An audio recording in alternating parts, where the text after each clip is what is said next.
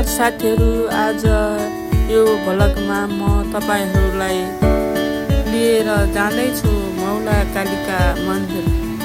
यदि तपाईँ शान्ति, आस्था, अलिकति मनको विश्राम चाहनुहुन्छ भने यो भ्लग अन्त्यसम्म हेरिदिनुहोला। जय मौला काली माता। यहाँबाट अटोमा आइसकेपछि मौला कालिका मन्दिरको सिँढी सुरु हुन्छ। मन्दिर माथि छ, मन भने यहीँबाट झुक्न थालेको छ। यो सिँढीहरू धेरैको कथा सुनेका छन्, आँसु पनि र धन्यवाद पनि हरेक पाइलामा सम्झाइरहेको छ। आस्था सजिलो हुँदैन, तर आस्थाको बाटो सुन्दर हुन्छ।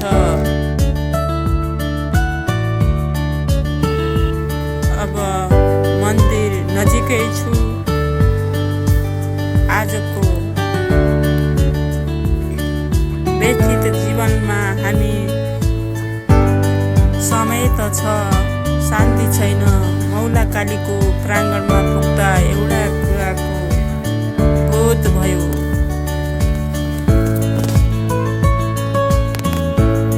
शक्ति भनेको रिस होइन, शक्ति भनेको अहङ्कार होइन, शक्ति भनेको सहनशीलता हो, धैर्यता हो र सत्य हो। मन्दिर वरिपरि फैलिएको हरियालीहरू, पशुपन्छीको चिरबिर, कालो मुख भएका विशेष बाँदरहरू, भक्तजनले ल्याएको फुल प्रसाद खाँदै, पर्याहरूले दाना खाँदै यहाँ सबै किसिमका भक्तजनहरू भेटिन्छ।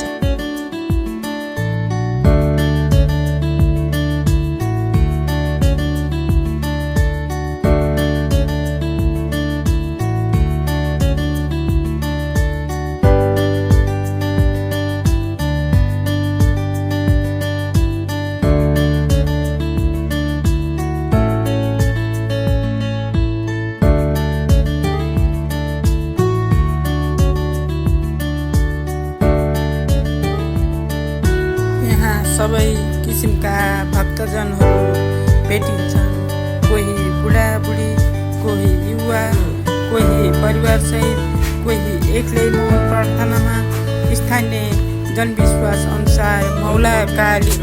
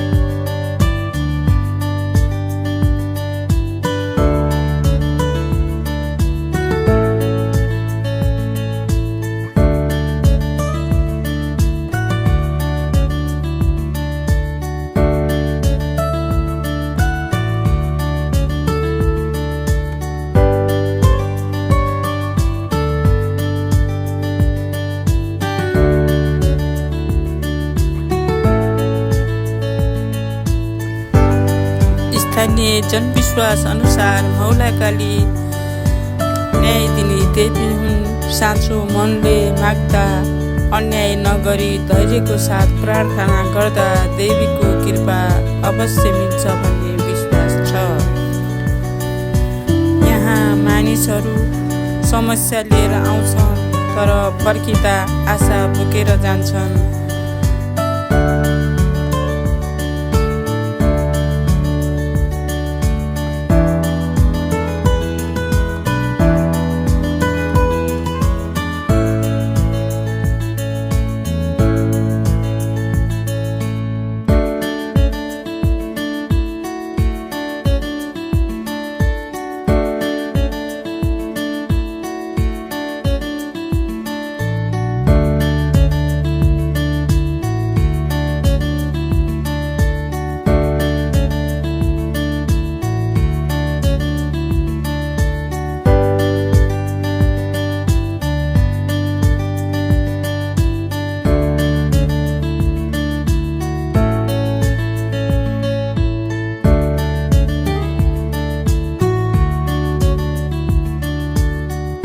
आजको यो भ्लग भ्युजका लागि होइन, ट्रेन्डका लागि होइन, यो भ्लग मन थाकेका मानिसहरूका लागि हो।